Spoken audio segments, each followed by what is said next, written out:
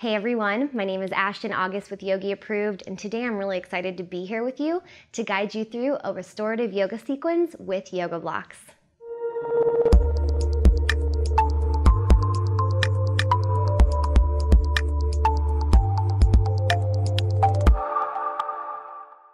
Restorative yoga is one of my favorite yoga disciplines to practice and teach. And I totally get it. Many people at first struggle with the idea of slowing down and trading in the fast-paced, challenging movements for a slow and steady stretch and gentle restorative poses.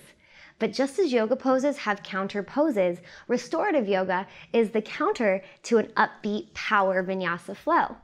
And once you've experienced the incredibly relaxing and rejuvenating effects of restorative yoga using yoga blocks, you and your body will fall in love with the practice.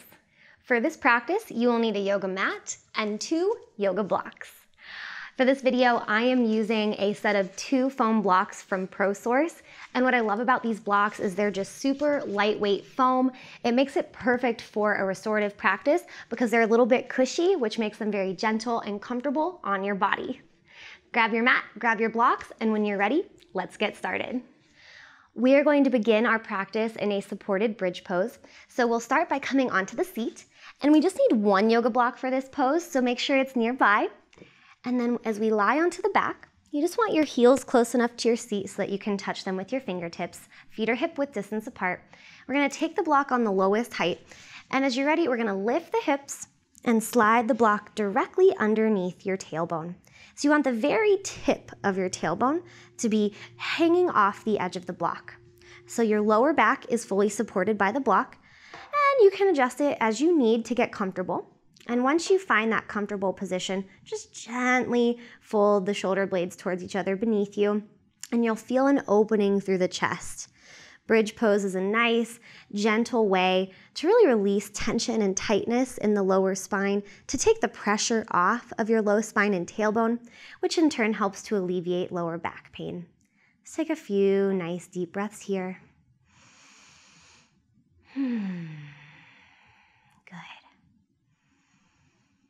Now this is a great place to begin with your block, and you're always welcome to stay here. But just know that you have options, and if you ever want to take the stretch a little deeper, then you can always lift the hips and turn the block onto its side. Same positioning with the tailbone, and again, just an option, don't feel obligated. Maybe you revisit this in your practice as you're ready. Either option is great as long as it feels great in your body. As you're ready to come out, we'll simply plant the palms and lift the hips, and then gently remove the block as we lower down 1 vertebrae at a time until the tailbone touches down. Good. From there, we're just going to sit back into a seated position as we prepare for our next pose, which is reclined butterfly pose, Supta Baddha Konasana. Now we're going to bring the bottoms of the feet together, and you can bring them in as close as is comfortable towards your body. The further away are the feet, the gentler the stretch. Now here's where the yoga blocks come into play. We're gonna bring a block beneath each knee. Again, you can play with the height, so if you need a little extra height, bring them onto their sides. When you found the positioning there, we're just gonna lay back once more and allow the knees to splay open onto those blocks. Now, you might notice as well that the body continues to open. So even if we start on a higher height, after you've been in this pose for several breaths or even several minutes, you'll begin to create more space and maybe be able to take the blocks down. And if not, that's perfectly fine as well. But just always being aware and listening to your body and adding on or backing off as you need to. You can rest your hands gently on your inner thighs or bring 1 hand to the heart and 1 hand to the belly. Butterfly pose is such a wonderful way to get a gentle stretch through the inner thighs, the groin, as well as stimulating the abdominal organs and creating an overall sense of peace and relaxation in the body. Remember, for this and for any of the poses we do in this video, you can always pause and stay as long as you like. In restorative yoga, we tend to hold poses for 3 to 5 minutes or even longer if it feels good. As you're ready to come out, we're gonna gently help the knees in to touch at the center, and then we're simply gonna press onto the forearms and gently windshield wiper the knees from side to side just a few times through to get everything moving again. From there, we're just gonna sit back up and prepare for our next pose. Fish pose is up next. This is a nice pose to stretch and expand the entire front body, but it gets even better when we can incorporate a yoga block. This yoga block is gonna go on its side at its medium height, and this is meant for your thoracic spine or your middle spine. So what we're gonna do is we're gonna extend the legs out long, and then position that block. You want it directly supporting the spine, or really the space between your heart. So don't be afraid to make any minor adjustments as you lie back. Good. From there, we're just gonna let the head hang heavy. You can relax the arms down by the side, and you can let the feet splay out to the side as well. We're making this variation of fish pose gentle and restorative. As you can see, this is a great heart opener. Using the block is a great way to support and create space in the thoracic or the middle spine, which is a hard to target area. We're also getting a nice stretch through the front body, particularly targeting and opening the throat chakra. Take another breath here. Good. And as you're ready, we're just gonna press into the forearms, then gently lift back into a seated position. From there, we'll move right into our next pose, which is reclining hero's pose. But before we get into it, I'm just gonna walk you through it because we've got options. Now, reclining hero's pose is a big stretch on the knee joints because we take the knees hip-width distance apart and we bring the seat down in between the heels. So go ahead and try that out and take it really slow. If this causes you any pain or discomfort, or if you have any knee injuries, we do have another alternative, and that is a supported hero's pose. So I'll show you that first. Now for a supported hero's pose, we're gonna take the same stance through the legs with your knees hip-width distance apart, and we're just gonna bring a block down underneath the seat so that you can rest here, maybe bring your palms facing up on the thighs. That's option one. This is a gentler version of the same pose that we're about to get into if you'd like to follow along. So again, stay here if this is better for you, or for reclining heroes, we're gonna take the first block, keeping it where it was for fish pose. It will be the same place on your spine. Second block is on its tallest height, and that will be for the back of your head. So they'll make a T shape like this. From there, we'll come into our reclining hero legs. Take it nice and slow, be gentle. You can always spread your knees a little wider too, that'll make it more gentle. From there, we're just gonna begin to lean back and make any adjustments that you need to, but you want the shorter block to support your upper spine, and you want the taller block to support the back of your head. Now, once you find that sweet spot, you can just allow your arms to hang down by your side. And nice deep breathing here. This pose really helps to increase the circulation in the lower extremities of the body. It's a nice stretch for the hip flexors, for the front side of the body and the chest, along with the thighs and quads, and of course those knees, and even increasing the ankle mobility here. So lots of good stuff going on. Just taking a few more nice deep breaths. Good.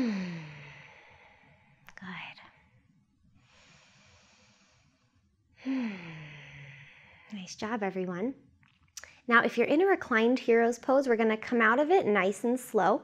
So we're just gonna begin by pressing onto the forearms or the palms as we gently press ourselves up to meet the rest of us in our supported heroes. And all of us from here are just gonna lean forward, put the weight into the hands, and then lower down onto the seat. We just wanna be really careful and protect our knee joints. Next, we'll move into a lovely supported pigeon's pose. So we're just gonna come into it simply from a tabletop position. Just scoot your blocks to the top of your mat. And from your tabletop position, we'll just bring the right shin forward. Now from there, extend your left leg out long behind you, making sure it's directly behind your hip.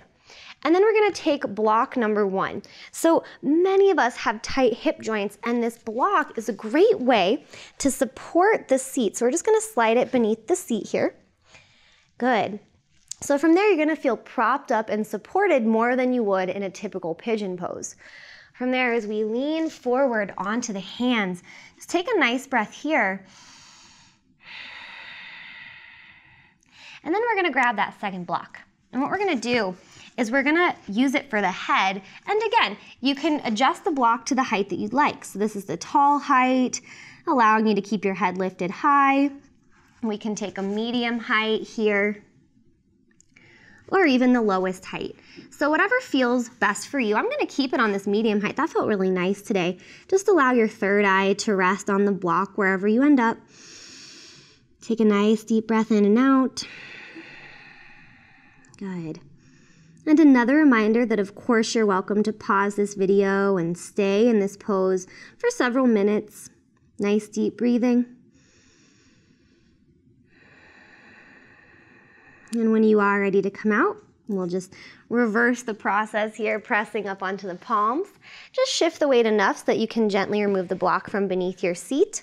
And then planting both palms, we'll scoot the left knee back up, and then we'll just extend that right leg long and shake it out. And we'll go for side two. Same thing, we'll just scoot that left shin forward as we extend the right leg back. From there, grab onto that trusty yoga block, slide it on beneath the seat, and then we'll lower back down, palms or forearms. The name of the game in restorative yoga is being gentle with your body, really honoring your body and where it's at today. So if you want to stay up here, that's totally fine too. Whatever feels best for you. I'll go ahead and I'll lower back down to where I was on the first side. And as you continue to breathe deeply, just allow your body to soften and relax into the stretch. Pigeon pose is an infamous hip opener, a great way to really work into those hip flexors, the glutes, the groin, all targeting that part of the body where we all hold so much tension, tightness, and even pent-up emotions. So just breathing your way through as we soften and release. Good. And when you are ready to come out, coming out the same way we came in, we'll plant the hands, we'll scoot that right knee up, we'll remove that block, and we'll shake out the left leg. Good. Nicely done, everyone. From there, we've got a supine spinal twist. So we'll just make our way onto the seat and then all the way down onto the back. Just make sure you've got those blocks nearby for you. From there, we're just gonna hug the knees into the chest. Give yourself a nice big hug. Good. And from there, we'll drop both of the knees towards the right. And this is where the block comes in. We're gonna grab one block here and see how this knee is lifted. We wanna support that knee, so just notice what you need. That's not enough for me today, so I'm gonna bring it on its medium height. Bring it to whatever height you need to support that knee, and then arms coming out to a T, we're just gonna shift the gaze out over the opposite left arm. Nice deep breathing, helping to relax your body here. Placing a block beneath the knee is a nice way to fully release into this spinal twist. And by turning the head and the neck in the opposite direction of the knees, we incorporate the full length of the spinal column from the base of the tailbone on up through the neck. Good. With your next inhale, we'll gently bring the knees back to center. And we'll just switch sides here. So now knees going towards the left, as we bring that block beneath your top right knee, and arms coming out as we shift the gaze out over those right fingertips. Twists are detoxifying for the spinal column. They rehydrate your spinal column top to bottom and also help to realign the spine. That's why they're so important to incorporate into your yoga practice and such a great way to keep your spine strong, healthy, and flexible. Take another deep breath in and out. Then we'll slowly unwind with your next inhale, drawing your knees back into your chest. One last hug here. And we'll make our way into our final Shavasana. But this is going to be a supported Shavasana. So we're going to bring the blocks beneath the knees. Now, in this sense, the blocks are acting as a bolster would for a supported Shavasana. And the rest is completely the same. Just let your feet fall heavy out to the side. You're gonna shrug the arms down by the sides as well, pulling shoulders away from the ears. Let's take a collective inhale together through the nose. Open your mouth, slowly let the air out. Good. From there, we'll take a few nice breaths here. And just a reminder that you can always stay in your Shavasana longer. In fact, it's always a great idea to spend several minutes, if not 5 or more, in this resting pose. By making it a supported pose with the blocks beneath the knees, we're taking all the pressure off the low back, feeling the lower back as well as the spine pressing into the mat.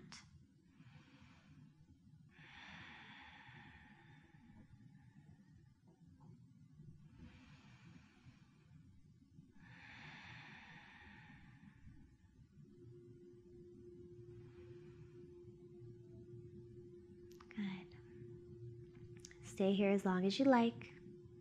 When you are ready to bring yourself out of Shavasana, begin by wiggling the fingers and the toes. Begin to rock the head from side to side.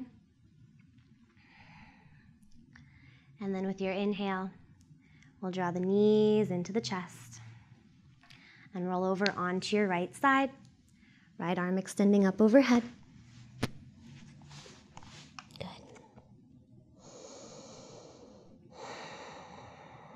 From there, we'll use the free hand to gently press ourselves back into a seated position.